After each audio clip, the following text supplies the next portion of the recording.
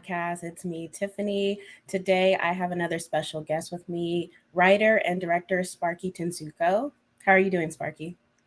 Doing very well, actually. As I was just kind of saying to you before, amazingly jet lagged, but otherwise, I'm feeling very good. Yeah, and Sparky, that's a cool name. Is that your real name?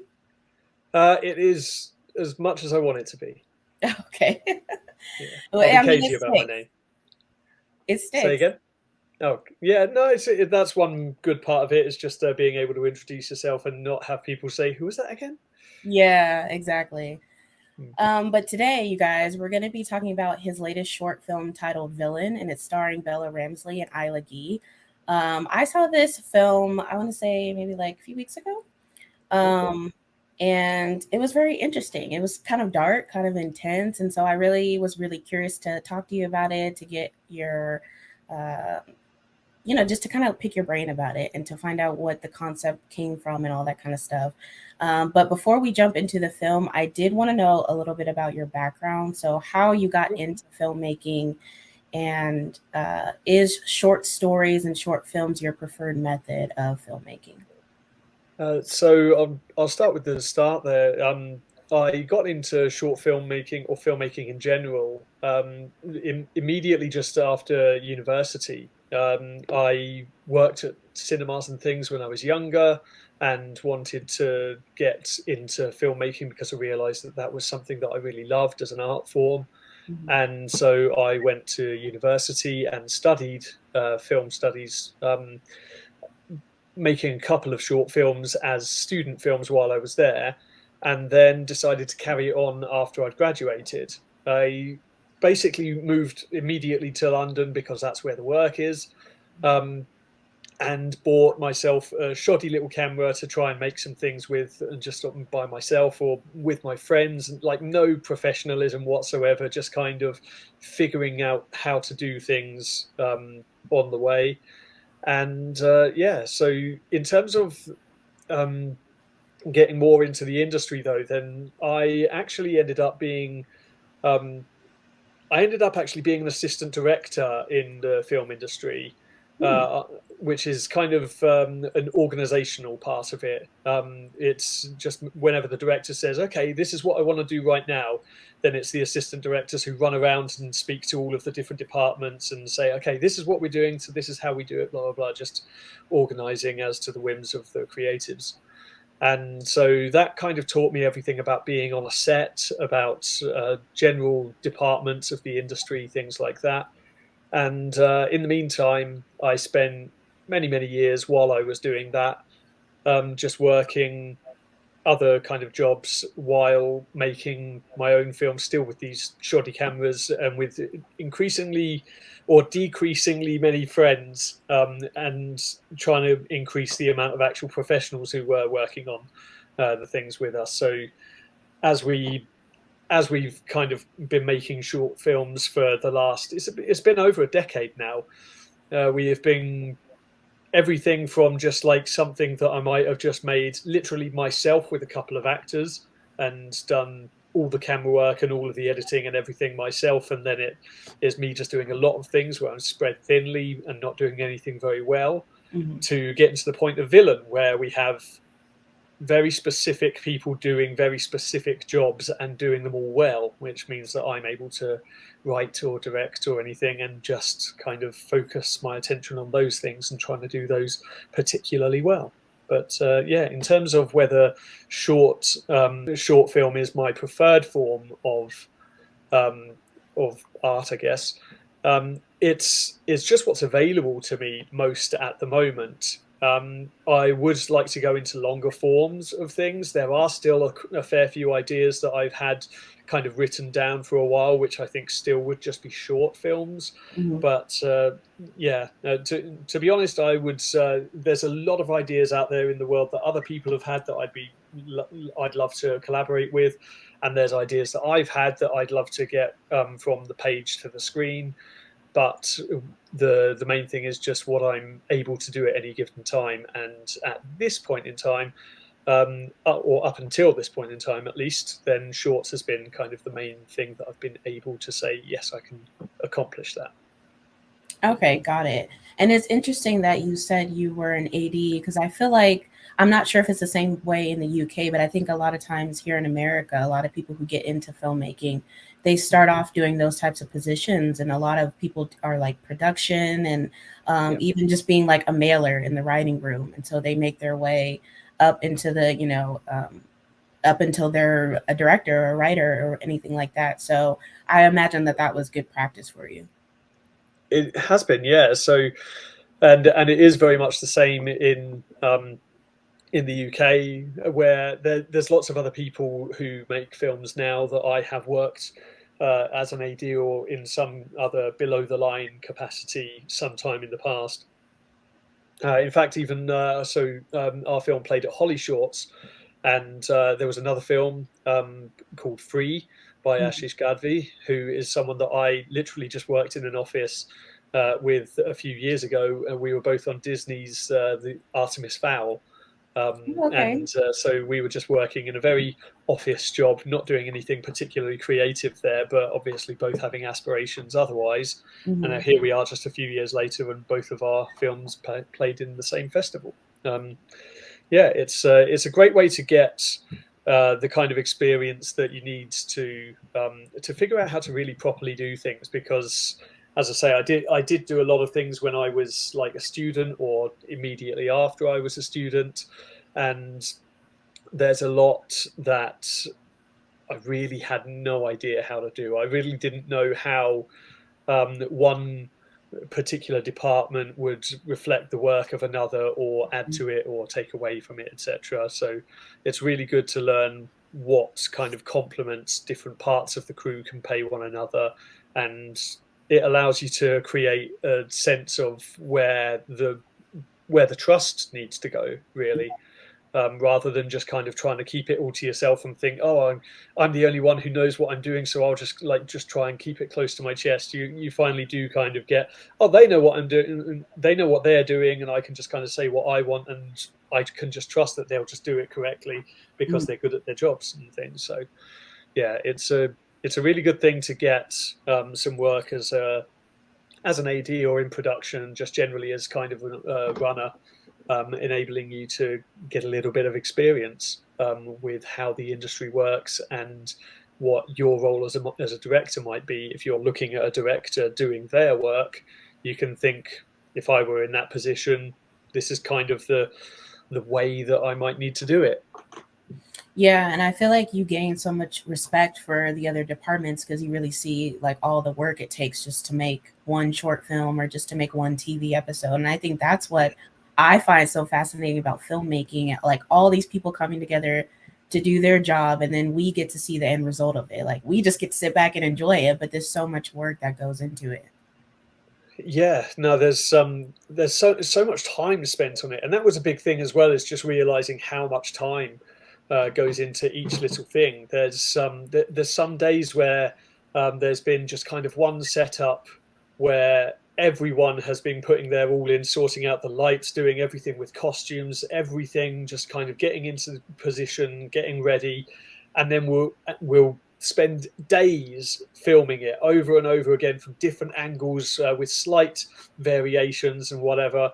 And then we'll finally get to see the film or the TV show and things. And then we'll see that it's only in there for like a few seconds or a minute or something like that. But it's a very significant thing that we know that if it didn't get made to the quality that it was, then it would have not worked in the story Right. or something. So you just kind of realize that there's some things that you can spend a lot of time on, and you just really have to get right for the benefit of the audience, for the benefit of the film or the TV show as a general thing.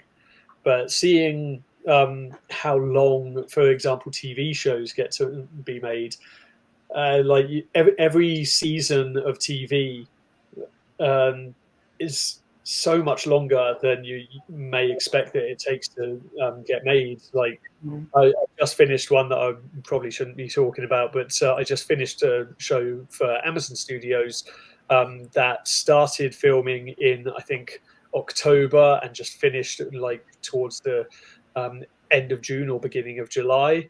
So Mhm. huge number of months where everyone's just kind of constantly going from location to location to studio. Art departments are building up sets here, there, and everywhere, and all have to be in time for when the camera finally makes it to there, and then it all just gets thrown into editing and VFX and everything, and it's just such a huge machine, and it's good to Yeah. see. Like I say, it's good to see how it all works at large scales as well as at small scales. Hmm. Yeah, and then getting into your short film Villain, if you don't mind, just kind of explaining the concept, because I'm not even sure, honestly, if I fully grasp the concept. So I wanted you to kind of like fill in the blanks for me and for anybody else who was able to screen it at Holly Shorts. And then also, how did you direct Bella Ramsey, and how did you explain it to them so that they understood the character and the film as a whole? Okay, so to start with, sorry, I was just gone on to what you were saying about Bella, and I've forgotten what you started with. Oh no, just the concept of villain, Oh, and, just the and concept. where Yeah, the idea came from.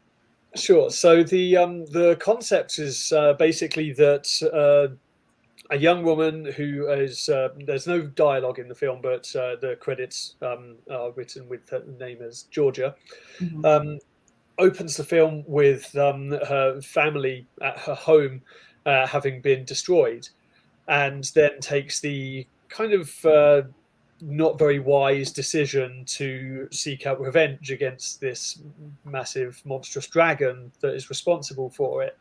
And then once she's gotten into the dragon's lair, it, before she finds the dragon in there, she actually manages to find that there is a tiny child living in the cave as well, and then has to reckon with what that means for her actions as well as for her relationships with the dragon and her family, basically. There's some things that I don't really want to go too specific on, but it is very much based on an idea, um, well, on an incident, an actual thing that happened within my family. Oh, okay. So it's very much shrouded in metaphor, but I can suffice to say, like, the dragon is based on a person, and Mhm. the whole thing is an area of conflict that happened, and there's some real people in the mix. But it's the whole film is generally an idea uh, about vengeance and about broken families and Mhm. about the perpetuation of broken families by Okay. those who have been wronged will wrong others, kind of thing. Yeah. And yeah, so yeah, there's a lot of kind of moral quandary in what Bella's character does in order to do what's best for this child that they found in the cave, and at the same time reckoning with the rage that they have um, going in there and everything that they carry with them, and being able to let go of things in the past or not Mhm. being able to let go. But yeah, the way that I managed to direct Bella about this was that so this was all largely developed during the pandemic. Actually, it's how we got a lot of things that we managed to get in the film, was just the availability of people while everyone was in lockdown. Mhm. And we had a million Zoom calls throughout the development, and several Zoom calls obviously with the cast as well. So I got on a fairly specific call with Bella, and then just kind of said to them, I'd like to tell you the personal story of what this really means to me, what all the metaphor is. Mhm. And then I kind of just sat down, and Bella sat down, and I rattled everything off as if they were my therapist, Yeah. and then just said, okay, so that's where the character's anger comes from. That's what's going through their mind when they're facing off with the different characters and with the dragon, etc. So when we come to things on the day, I'm not going to make specific reference to this or that, but you will know what is going through Georgia's mind. Mhm. when there's specific things happening, and you'll know the backstory to exactly what this means to me as the director, as the writer. Um, yeah, largely it was just a case of me saying, this is what it is on paper, but this is what it really is to me. Right. And don't tell anyone the specifics, but let's Yeah. see if they get it. Yeah, I love that. And that was kind of, I guess, going into one of the questions I had for you, because I find that sometimes writers will write dark material when they're happy, and then the opposite, like they'll write happy stuff when they're really not in a good place. So for you, is it that you're writing dark stuff when you're not really in a good place, or is it the opposite? Honestly, I think it's kind of both. Both. Because yeah, because I will say that I was writing dark stuff when I was in a dark place. The writing of this script for Villain, in its first iteration at least, was very much an exercise in catharsis. It Mm-hmm. was me just kind of being upset about the events that had led to its creation, but the real life events, Mm-hmm. and me just kind of stewing on them, and then just thinking I should write this down, and Yeah. me then just kind of writing it down in a basic form, and then thinking, could I just make this like a very grounded modern set drama of familial trauma and things like that? And I just, to be honest, I was just scared to, so I just said, no, no, no, I'm just going to make it a dragon, I'm going to make it Iron Age Britain. And yeah, so some of it was just hiding what Mhm. was obvious to me, um, and then when it came to actually making it, it was just a case of us trying to push ourselves, so going for things that we hadn't really done before, so that we would create an image on screen that we hadn't been able to up to this point. But yeah, in terms of mood when writing, to be honest, I kind of think a lot of my writing is quite negative. Not entirely, but yeah, I don't think there is a time when I write specifically downer stuff when I'm feeling great, or or the opposite. I think there's just kind of a mixture in both. I always like to kind of have something that is somewhat serious, but when there is dialogue, I usually try and like to make the dialogue a bit humorous if I can, just to lighten things, and also because people are funny. People do talk in funny ways, even when bad things are happening to them or with them. Yeah, exactly. Yeah, but I don't think you're alone, because I know there's a lot of writers who are writing a lot of dark stuff, especially during the pandemic, because everybody Mm. was locked down and there was just so much going on in the world, and so it was really easy to write something like that. And then once TV came back, it was like all these episodes were just like super horrible, and you're like, where is this coming Yeah, from? But it's like because of what was going on around us. absolutely. Like I just came back from HollyShorts Film Festival, and did find that there was a lot of people processing trauma through Exactly. shorts. Yeah. And it's always the case when you may go to a festival, that there will be films about a mixture of positive and negative things. Hmm. But I will say that it does seem that within this last year, there has been a lot of people kind of trying to get through the kind of uh, bad state that that COVID and all of the kind of global issues, particularly in America, that Hmm. came up during the last couple of years. Everyone's feeling very well, everyone's feeling kind of isolated, and at the same time they're being thrown back into social things that they don't feel comfortable with, because there's kind of political isolations as well, Hmm. and that crosses family lines as well. There's people in families that are now less able to talk to one another. um, there's a lot of stuff going on that is really driving people's psyches to want to kind of exercise those demons that have been building up since they first kind of got locked in their houses, or even earlier. And it's producing some great art. It really is. Yeah, it is. It definitely is.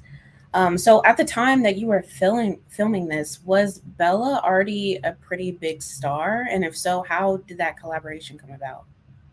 So at the time of casting, in particular, which was still in the UK's first lockdown, then we basically we spoke to our casting director, who again was a first time thing. We'd never had a casting director before. We'd usually just kind of hired people off of either word of mouth or even just online, things like that. But our casting director kind of put together a list of names, and Bella's was at the top. And we kind of just said, as much as we do love some of the names on there, if we can get Bella Ramsey, we should try and get Bella Ramsey. And Yeah. thankfully, we reached out to them, got them the script, and they liked it and said they'd like to come aboard. So that was great. But at the time, the main things that we had known Bella from were so like obviously Game of Thrones, but they'd also done some smaller films, like there's one called Resistance with Jesse Eisenberg. We also were aware of some of the more kind of family things that Bella had done, so doing things like The Worst Witch, and there's a Netflix animated series called Hilda. So we were very well aware of that, and we knew that they were going to be in the next season of His Dark Materials as well. But the big thing, obviously, is that we were absolutely unaware that Bella was going to be cast in The Last of Us. Yeah. And I don't know if at that point Bella was aware of it at all, or if it was something that came later. But in terms of when the world and ourselves found out about Bella's casting in The Last of Us, that was I think about 2 months after we shot, because it must have been probably around November, December 2020. And then we ended up getting very, very lucky with what would otherwise be kind of misfortunes, I would have thought. Largely how long the VFX took to make.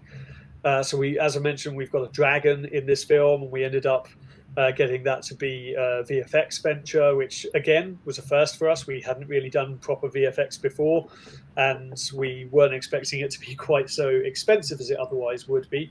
But the way that we managed to make it affordable for us was by effectively saying, take your time, like deprioritize us amongst other better paying clients that you may have. Just keep doing it on evenings and weekends or whatever, and we'll take it whenever you can give it to us. And that ended up being a couple of years, basically. Wow. And but in that time, obviously, Bella's star rose dramatically with The Last of Us. And then by the time that we actually, because Catherine Callbirdie also came out and did exceptionally well. And by the time we had started submitting to festivals and it had actually been announced for some festivals, then The Last of Us was playing. And we actually played, I think our first festival was at the end of, it was either the end of April or the start of May, I think. And that was after The Last of Us had wrapped on TV. So everyone was fully abreast of how incredible Bella was. They were on everyone's TVs, on billboards all over the world. And then there we were, just starting our festival run. And thankfully having the world know how great of an actor our star was. Yeah, I bet that was something to brag about. It still is. I mean, Yeah. it's we're even beforehand. I remember each day that we rehearsed or each day that we filmed, then we just cut the camera and go, Jesus Christ, Bella's great. Yeah. And that also goes for Bella's cast fellow cast member Isla Guy, who is also kind of on the rise as well. I forget the name of the project, but I know that she's going to be the lead in a kid detective series with Martin Freeman co-starring for Netflix. Oh, wow. And so that's great. And she's also been in like The Sandman. She's been in The Offenders and various other things, and was like Matilda on the West End. Mm-hmm. And yeah, just but both actors were just absolutely incredible to watch, and we definitely got things perfect with the casting, because Mm-hmm. the two of them are just a joy to watch and could break our hearts or make us laugh with a moment's notice. And Mm-hmm. yeah, and I'm really excited to see what both of them continue doing. Yeah, me too. Me too. And so I had heard you said that it has been making its rounds at film festivals, and then it just recently screened at HollyShorts. So what has that experience been like for you, like watching your film on a big screen and then seeing other people react to it? It's great, actually, especially because, as I say, it's taken so long to get here. We had like our first version of the film edited a couple of years ago.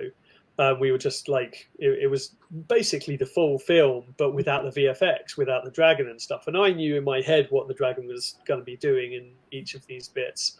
So I could like kind of watch it and feel like it was almost complete. Mm-hmm. And in all of that time, I've just been thinking, I can't wait for people to see this. It's going to take so long, but I can't wait. And then I did wait. I just had to. And so the festivals that I've been to myself, because it has played quite a few festivals, and I've not managed to travel to all of them, Mm-hmm. but I've traveled to a few across the States. I've been to the Coney Island Film Festival, which was the first place I saw other people watching it. Mm-hmm. And it was incredibly well received there. And I'm an incredibly anxious person as it is. At each of the film festivals I have been to, then I kind of advertised online and gotten just company for the places where I'm in all on my own and whatever. And I've just started referring to them as emotional support humans. And it's great to just go there with some people who will keep me from feeling alone and like just kind of stand with me and chat with me, about like whatever films. And then when the film actually does play, I feel like it's weird. I always kind of have this anxiety that everyone's going to completely and utterly dismiss it. That I'm going to sort of say, here's my heart and soul, everyone. Hope you enjoy it. And they say, we don't. Yeah. But thankfully, that's not been the case at Coney Island and at Indie Shorts in Indiana, which I went to as well, and at HollyShorts just this past week in LA. All three places have introduced me to a lot of people who would congratulate me on the film and ask me lots of questions about it and talk to me about meaning. And yeah, it's generally just been wonderful to have something that I feel has been very much on my chest for years now, just kind of out there being experienced. And I, to be honest, I'm actually really looking forward to when it finally does get to the end of the festival run. I'm hoping we're able to just kind of put it online and show it to more people in every country. And I'm just excited to show people what we've created, because it's not just mine. It's my wife and producers. It's our cinematographer is incredible on it. The score by Joe Quayle is brilliant, and there's just so many people that collaborated on this short that made it what it is. And yeah, I'm very excited for it to actually get out. And yeah, I just kind of want to. I kind of want to see what everyone has to say about it, and at the same time, I don't want to know. But Yeah. that's art. Yeah, I'm excited for people to see it as well. And you know what's funny? I don't know if you've noticed this. If you go on YouTube and you look up the trailer for it, Mm. all the comments are like, "Where can I see this? Where is it at? I Yeah, can't find it." we get the same every time we post basically anything on Instagram. Any kind of tidbit or like festival announcement or things like that, we get various people messaging us or commenting, just saying, when can I see it? I'm in this place. Where can I go? And there's a lot of it that we just kind of have to say either, sorry, we already played there, or Oh, you'll have to wait until it's eventually online, which I don't know exactly when that's going to be, but it will be, I'm sure, promise. okay. So you guys are gonna have to wait. Yeah, Sorry. but it does seem like there is a kind of audience out there that's hungry for it. A lot of Yeah, Bella stands as well, which sure. we do occasionally see some Bella fans at the festival screenings as well, which is always lovely. Oh, that's pretty cool. And then I did want to ask you too if you had any advice for young screenwriters or people who want to get into the filmmaking industry. You know, obviously, I know there's always a lot of questions of how do I start? Where do I begin? I don't know how to do this. What should I do? There's a few different bits of advice that I would always give to people who ask me about getting started. Um, the first is quite simply that you will be bad before you are good.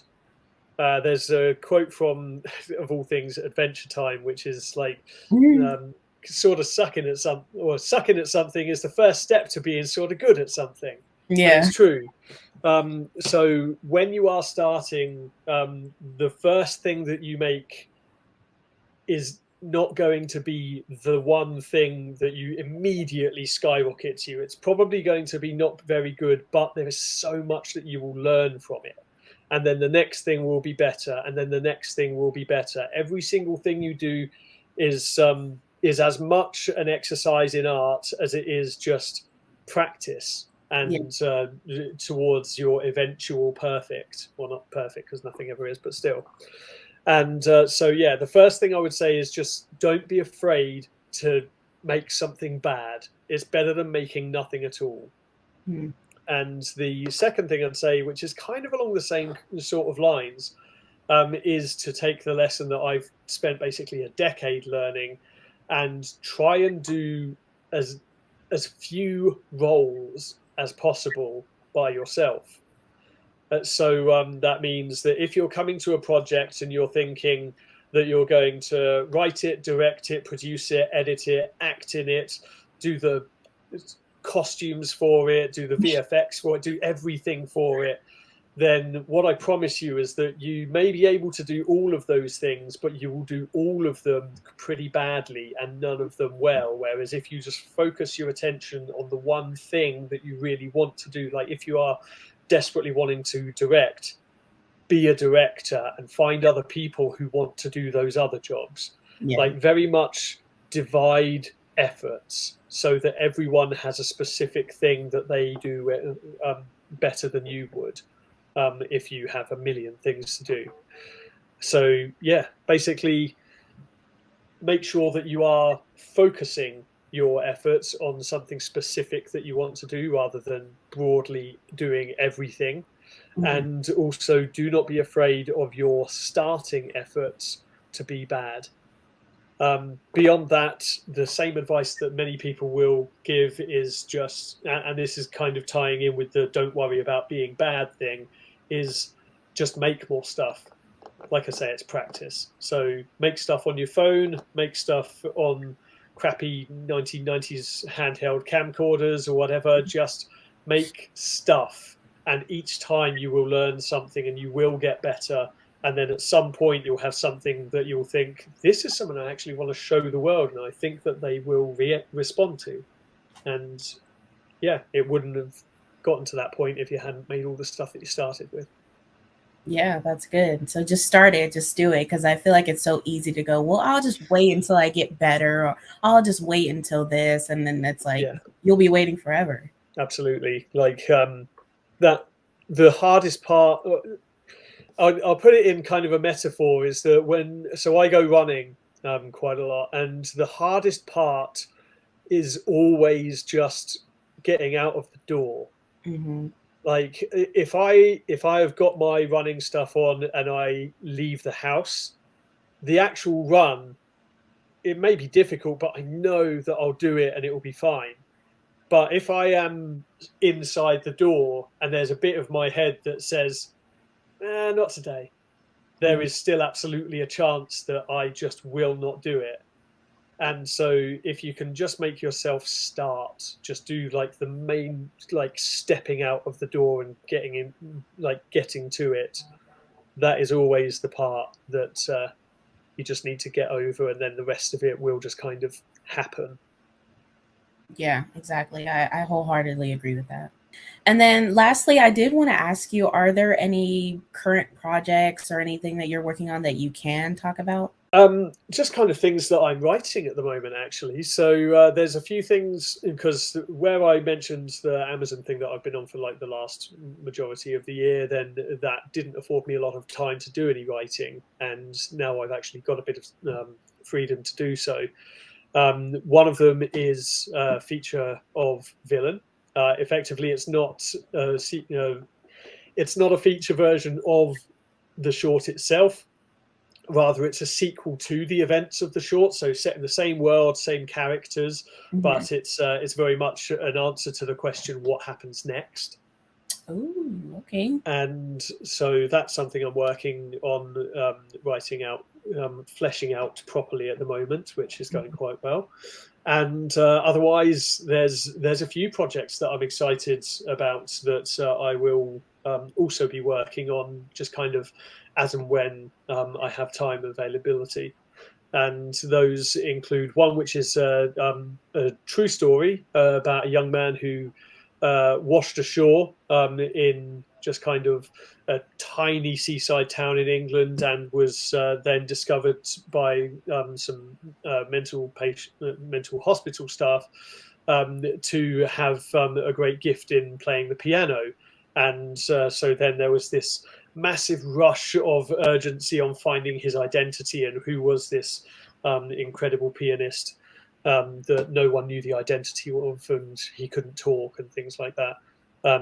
And I kind of have a story where I want to explore someone who is close to that person, someone who's working at the hospital, who attaches the value of their own life to the sudden fame that this patient gets. And so that's another one, probably going to be called Piano Man. And finally, this is one that I don't have as much of a clear idea of exactly what the story is going to be yet. But so there's a concept that I've been working on about how teleportation, the invention of teleportation, would pretty much overnight ruin the world's economy. And to set a basically a teleportation murder mystery where people are trying to stop the technology from being released by using it to try and take out the people who've created it. Interesting. So, yeah, teleportation murder mystery, mute pianist washing ashore, and a kind of medieval dragon epic, I guess. Yeah, so your brain is just all over the place right now. It kind of is, yeah. There's a lot of stuff going through my head, and trying to get some of it down on paper and then some of it to screen. Yeah, I mean, hey, that's the life of a creative, right? See what I can do. Yeah, well, that sounds interesting. I can't wait to see all of that. Me neither. I'd really love to be sooner rather than later. But yeah, the big drawback, I think, with my visit to LA was simply that when I booked it, I was thinking, I'm going to go and have a few meetings, see if I can get things developed. But then I realized by the time that I got there, to do that, I'd have to cross picket lines. Yeah. So, yeah. And get through a hurricane. Bad timing. Earthquake. But, yeah. I mean, they're talking about bad timing, going through being in LA during its first hurricane in however long, and there also being an earthquake competing for attention. So I told him before that was like California is just not representing itself right now, and I'm hurt by that because I'm from California. Well, I'm glad you made it back all in one piece and that you had a good time at HollyShorts. I definitely did. Okay, well, I'm going to let you go. But before I do you have any social media that you want to put out there so people can follow you and follow along with your projects? Sure. So my My personal handle on everything is just at Tehnsuko. That's Tehnsuko. And anything involving the short with Bella, it's called Villian, and the handle on all social media is just Villian the Film. Got it. All right. Well, I'm going to wrap up this interview. Thank you, Sparky, for joining me. I appreciate your time. Thank you for having me. Really good time talking to you. And congratulations on your film. All right, thank you. It's great to get it finally out there to the world. Yeah, and I hope to be bringing you back sometime when these other films come out, these teleportation films, the Absolutely, Piano Man. Yeah, let's see how they turn out. Yeah, maybe I might not see you for like 10 years, but might be a while of development, but I know. Yeah, we'll do what we can. That's fine. That's fine. I'll be waiting for it. So thank you so much. No worries. Thank you. Okay, I'll let you go. You have a good day. Right. Bye then. Bye.